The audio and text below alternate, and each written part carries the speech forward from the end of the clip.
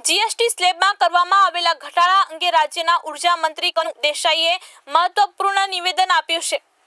તેમણે આ સુધારાને 2017માં જીએસટીનો અમલ થયો ત્યારથી અત્યાર સુધીનો સૌથી ઐતિહાસિક અને મહત્વનો ફેરફાર ગણાવ્યો છે। મંત્રી કનુ દેસાઈએ જણાવ્યું કે વડાપ્રધાન નરેન્દ્ર મોદીના નિર્દેશ મુજબ આ ફેરફારોમાં સામાન્ય નાગરિકની જરૂરિયાતને ધ્યાનમાં રાખીને રોટી, કપડાં અને મકાન પર વિશેષ ધ્યાન કેન્દ્રિત કરવામાં આવ્યું છે। ખાદ્ય પદાર્થો પર જીએસટી 0% અથવા 5% કરવામાં આવ્યું છે। ખેડૂતો માટે ટ્રેક્ટર અને તેના સાધનો પર જીએસટી 5% કરવામાં આવ્યું છે। ઘર બનાવવા માટે વપરાતી સિમેન્ટ પરનો જીએસટી 28%થી ઘટાડીને 18% કરવામાં આવ્યો છે। ઘણી બધી વસ્તુઓ પર લાગતો 12%નો જીએસટી સ્લેબ નાબૂદ કરવામાં આવ્યો છે। હવે ફક્ત 5 અને 18%ના મુખ્ય રેટ લાગુ પડશે।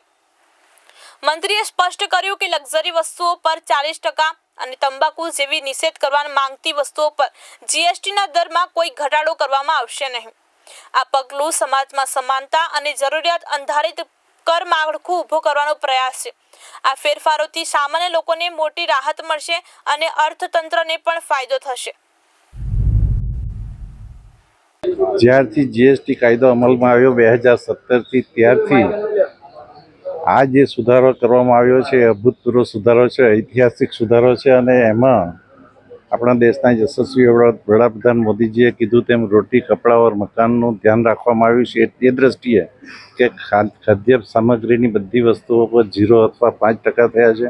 ખેડૂતો માટે ટ્રેક્ટર અને ટ્રેક્ટરના સાધનો ઉપર 5% થયા છે અને તે જ રીતે ઘર બાંધવામાં વપરાતી સિમેન્ટ પર 28ના બદલે 18%નો ટેક્સ કરવામાં આવ્યો છે। આ રીતે અનેકવિધ વસ્તુઓ જેમાં સરળ કરીને જે 12%નો રેટ હતો એને નાબૂદ કર્યો છે।